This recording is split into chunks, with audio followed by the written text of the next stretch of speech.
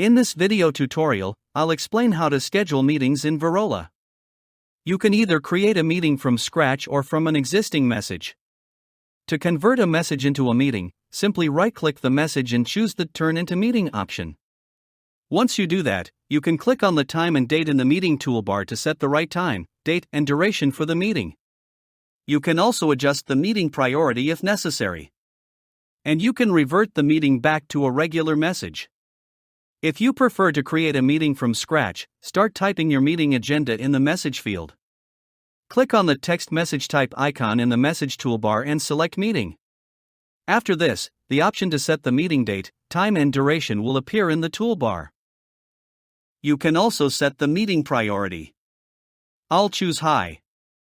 And you can apply text markup using HTML, Markdown, or code formatting. You can attach files to the meetings and use emojis in your text to enhance communication. Once you've composed your meeting agenda, press Enter to create the newly formed meeting. To keep track of upcoming meetings, check the meeting calendar.